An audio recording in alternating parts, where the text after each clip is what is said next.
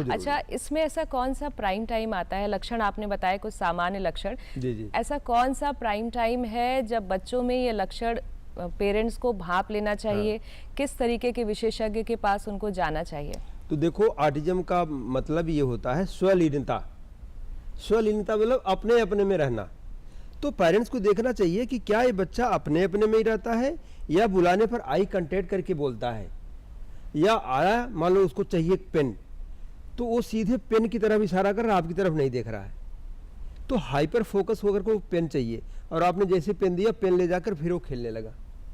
पहला बात ये देखना है कि क्या बच्चा स्वलीन होकर के किसी अपने इंटरेस्ट में हाइपर फोकस कर रहा है, क्या आई कांटेक्ट नहीं कर रहा है, और जब वो अपने इंटरेस्ट में है तो चीज़ों को इग्नोर कर रहा है।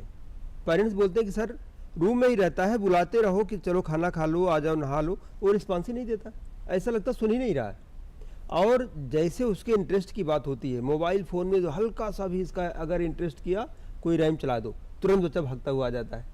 तो पेरेंट्स बड़े परेशान होते हैं कि इसको सुनाई देता है कि नहीं देता है, और अगर सुनाई देता है तो हरदम क्यों नहीं सुनाई देता है।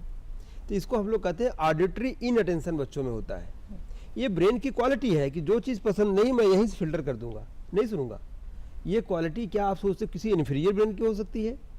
ये सुपर ब्रेन की हो सकती है कि जो चीज़ पसंद नहीं सुनूंगा। ऑडिटरी इनअटेंशन, नहीं सुनूंगा, आपकी बात पसंद नहीं है, नहीं सुनूंगा। तो ये तो मैं कहता हूँ ये सुपर ब्रेन है, आगे का ब्रेन है, नेक्स्ट जनरेशन ब्रेन है। इसको केवल समझने की आवश्यकता है कि बच्चा एक रिजिड माइंडसेट का बच्चा है, वह अपना पसंद जो करता है उसको स्ट्रांगली पसंद करता है जी। और जो जिस चीज़ को डिसलाइक करता है उसको स्ट्रांगली डिसलाइक करता है। ये उसका जो एक्सट्रीम है, या तो इस सिरे पर या इस बीच मध्य में नहीं रहता बच्चा। अब यहीं पर आता है पेरेंटिंग का रोल कि बच्चे की नीड को समझें और बच्चे के इंटरेस्ट में रहें, तो बच्चा फिर वो कनेक्शन में आ जाता है। कनेक्शन में आता है तो धीरे धीरे चीज़ों को, अपने वातावरण को, चीज़ों को समझने भी लगता है। समझने लगता है तो उसकी एंजाइटी कम होने लगती है।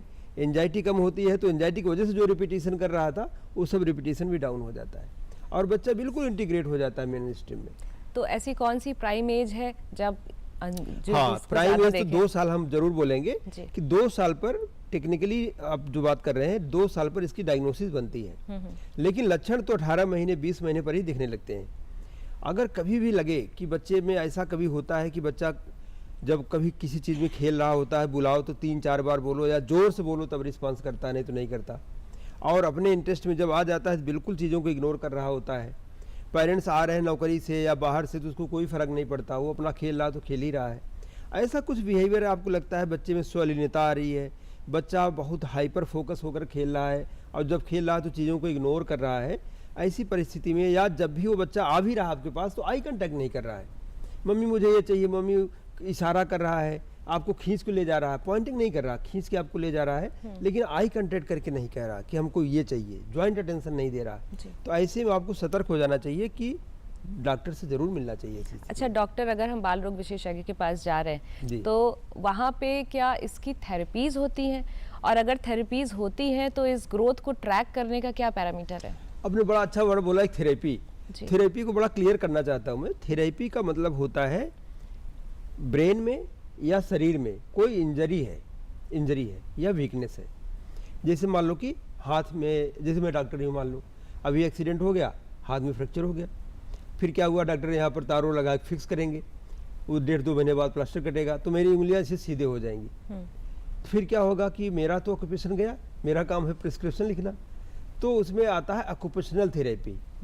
वो बोलते हैं कि साहब डॉक्टर साहब को ऑक्यूपेशन लायक बना दो भाई, ये तो पर्चा लिखने वाले हैं, तो कुछ ऐसी थेरेपी करो कि फिर से पेन पकड़ने लायक हो जाए, ऑक्यूपेशनल थेरेपी कर दो।